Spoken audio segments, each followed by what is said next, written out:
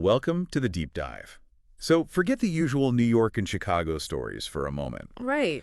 Today, we're venturing into maybe less charted territory for organized crime. Yeah. San Jose, California. Yeah, sunny California. You might not immediately picture the mafia thriving, right there in the Bay Area. Exactly. But our sources, they reveal a pretty compelling history. That's right. The popular imagination, it often jumps straight to the East Coast, doesn't it, when you talk about the mafia? But the information we've gathered today, it really shines a light on a significant and persistent criminal organization operating right under the California sun. Absolutely. So we've sifted through the details of the San Jose crime family, Yeah. also known, I think, as the Cerrito crime family. Or just the San Jose Mafia, yeah. Right. Think of this as your, express route to understanding where they came from, who the key players were, What they're up to. what their operations involved, and, ultimately what led to their decline. So our aim here is really to unpack this whole West Coast Mafia story. Yeah, explore its connections to the bigger picture of American organized crime and highlight some of the really unaccepted twists and turns. Definitely some surprises in there. So where does this San Jose story first take root? Where do we start? It looks like the family story probably kicks off back in the 1940s Okay. with a figure named Onofrio Sciortino. He seems to be the sort of initial spark for organized crime as we'd recognize it in San Jose. And Sciortino. He seems to have been involved in the classic playbook of illicit activities, right? Pretty much. Loan sharking, gambling, the kinds of things that spring to mind. Exactly. Our source details his profits coming from loan sharking, yes, gambling, but also counterfeiting, shylocking. Shylocking, okay. High-interest loans. Right. Another term for that, plus prostitution and just straightforward extortion. Standard stuff, then, for the time. Yeah, he was apparently the dominant figure in San Jose's underworld from, say, the early 1940s right up until he died in 1959. Okay, so nearly 2 decades. Then Sciortino's gone. Who steps into that power vacuum? Well, the next big name is Joseph Cerrito. He took over after Sciortino's death. Cerrito, got it. His background's quite interesting, actually. He emigrated from Palermo, Sicily. Okay, the old country. Yeah, back in the late 1920s. And he eventually settled in San Jose in the early 1940s. So around the same time, Sciortino was getting his operations established. Now, Cerrito also had a seemingly legitimate face to his life, didn't he? He did. Something about car dealerships. That's the one. Owned 3 car dealerships in the area. Not a bad cover. If it was a cover. Well, it certainly provided a veneer of respectability, And what's fascinating here is that Cerrito managed to avoid that infamous 1957 Appalachian mob meeting. Oh, right. That was a huge blunder for the mob, wasn't it? Massive. That gathering, as you probably know, was just this pivotal moment where law enforcement accidentally stumbled upon this huge meeting of high-ranking figures. Exposed the whole network, basically. Exactly. Led to way more scrutiny, more pressure nationwide. So Cerrito avoiding this, that was a significant stroke of luck. Or maybe, a sign he was cautious. Definitely a lucky break, either way. And there's also a connection to one of the more well-known New York families, right? The Bonanos. Yes, good point.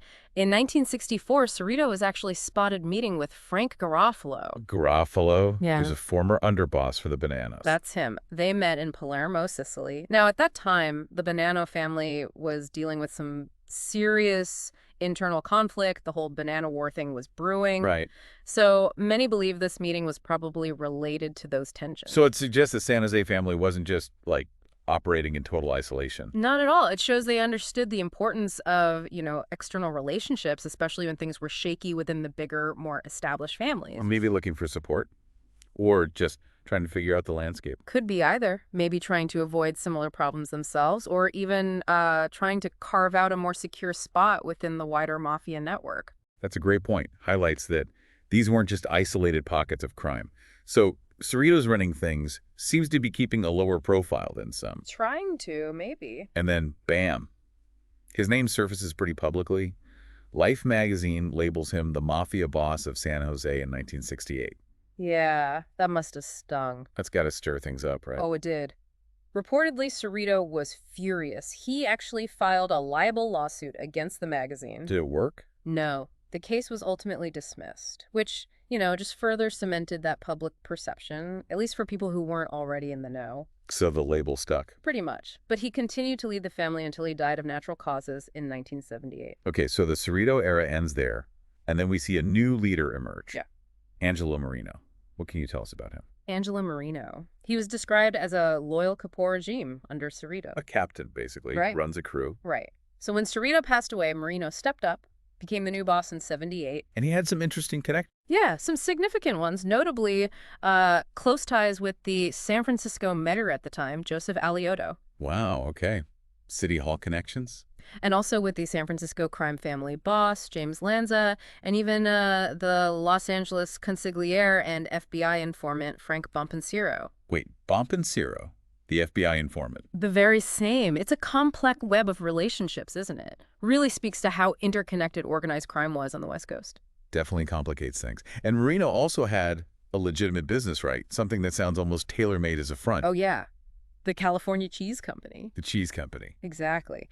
And this is where it gets really interesting, because this cheese company, it wasn't just some small mom and pop shop. No. No way. Marino actually inherited it from his father, Salvatore. And Salvatore, interestingly, was a longtime member of the Pittsburgh crime family. Pittsburgh. Okay, so connections back east, too. Seems so. And under Angelo, the California Cheese Company controlled, get this, an astounding 85% of the cheese distribution in California. 85%. 85.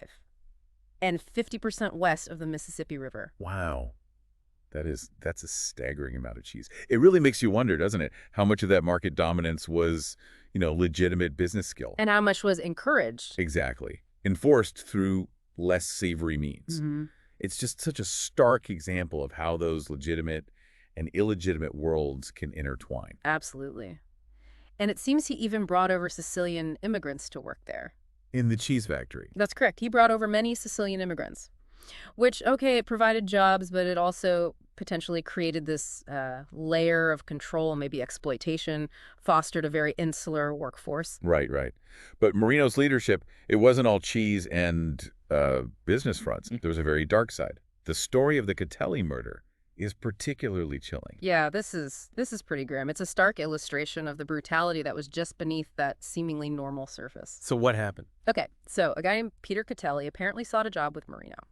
But then he tried to extort $100,000 from him. Bad move. Very bad move. Marino allegedly ordered Peter's father, Orlando, who also worked at the cheese factory, ordered him to kill his own son. Right there. Jeez. Orlando, understandably, refused this horrific request. So then, Marino's son, Salvatore, murdered Peter. And the father, Orlando. Salvatore also shot Orlando in the head. Miraculously, Orlando survived. Unbelievable. Survived being shot in the head after being told to kill his son. Incredible. But this, obviously, led to significant legal trouble for Marino, as you'd expect. Thank you, sir. Yeah, Marino and his son Salvatore, they were indicted in October 1977 for the murder. Okay. But what's remarkable here is that Angelo Marino managed to avoid trial for 3 years. 3 years. How? By claiming illness, serious illness, all while allegedly continuing to run the crime family from a hospital bed. Running the family from hospital. That's bold. Isn't it? Eventually, though, in 1980, he was convicted. Second-degree murder and attempted murder. So justice served. Well, in a twist, that conviction was later overturned on appeal. Overturned. Wow. That's quite the legal roller coaster. It really is. But his time as boss, it was ultimately cut short anyway, wasn't it? Yeah, Angelo Marino died of congestive heart failure in February 1983. Before any retrial, I assume. That's right. So he never faced that second trial. Okay, so after Marino, who takes over the reins of the San Jose family then? Emmanuel J. Figlia stepped in as the new boss. Figlia, okay. He had previously served as Marino's underboss, so sort of the natural successor. And Marino's son, Salvatore, the one convicted for the Catelli murder. He was released from prison in 1998, but he didn't seem to reclaim any kind of leadership role within the family, not according to our sources anyway. Maybe he'd had enough. And the family itself, it started to experience some significant losses around this period, didn't it? Starting to weaken. It seems that way, yeah. The deaths of key figures like Frank Maestri and Vito Francodragna. Adragna. He was a former consigliere, right? A trusted advisor. Exactly. He passed away in 2008, quite old, at 90. Losing guys like that, with that level of experience, it definitely weakened the organization. Takes away the institutional memory, sort of. Precisely.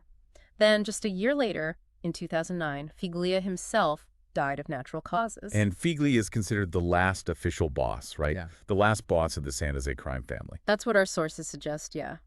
The end of the line, effectively.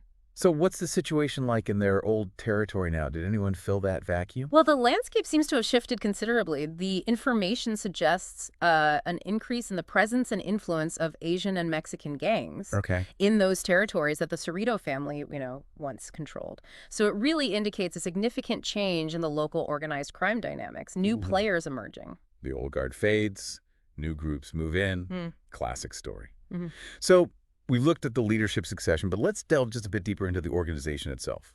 Like how it was structured, the kind of work they were involved in day to day. Okay. Who were the members and what were their main activities? Well, the San Jose family, like most traditional mafia families, it primarily consisted of Italian-made men. Right. Formally inducted members. Exactly. Gone through the ritual, the whole thing. But they also had associates, from other ethnic backgrounds who worked with them in various roles. How big were they? Any estimates? Estimates from the 1960s, around Cerrito's peak maybe, put their membership at around 25 made members. So not huge compared to New York, but still a significant crew for the area. Definitely enough to control things locally. And Yeah. their core activities were, well, the classic rackets. Let me guess. Racketeering, loan sharking, Yep. Extortion, prostitution, illegal gambling. and, as we saw with the Catelli case. And murder, yes, when necessary. And they weren't operating totally alone, were they? They had connections, alliances, Yeah. even some surprising ones. That's right, they weren't in a vacuum. Our source details alliances with several other mafia families. We mentioned the Bonanos. Right. Also families in Dallas, Los Angeles, Milwaukee, San Francisco, and even the Rizzuto family up in Canada. Okay, so pretty well connected across North America. It seems so. These alliances, they likely helped with, moving illicit goods, maybe provided backup in disputes, gave access to different territories, different criminal ventures. Makes sense. And the surprising one. Well, perhaps most unexpectedly, they also apparently forged an alliance with the Hells Angels Motorcycle Club. The Hells Angels. Yes. Really? That's definitely an intriguing connection. Doesn't immediately seem like a natural fit. No, it doesn't jump out, does it? But it really shows how different criminal groups can sometimes find common ground, maybe based on mutual benefit, shared territory. Specific rackets, maybe? Or even a common enemy? Could be any of those things. And of course, alongside alliances, they also had the typical rivalries with various local gangs in the San Jose area, constant competition for power and territory. Standard operating procedure in the underworld. Pretty much. Okay, so as we bring this deep dive to a close, what are the key takeaways?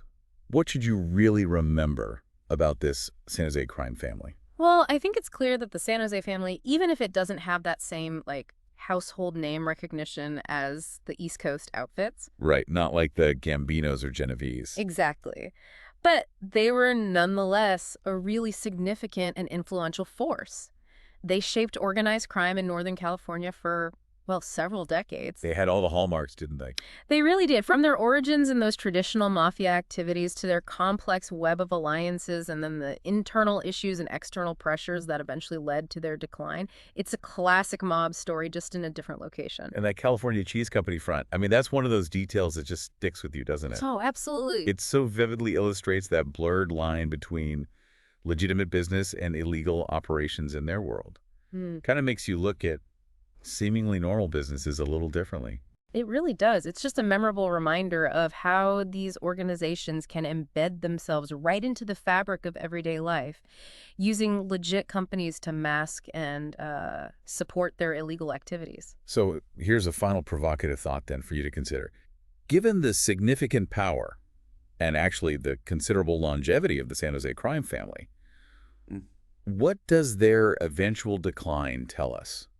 What does it say about the ever-evolving nature of organized crime and the factors that help it rise and fall in different places? That's a great question. What filled that gap? Exactly. What new forms of organized crime, maybe less traditional, maybe structured differently, might have emerged to fill the vacuum they left behind in San Jose? Yeah, something worth pondering as you, look at the news and information around you, maybe in your own community. Definitely something to think about. Thanks for joining us on this deep dive.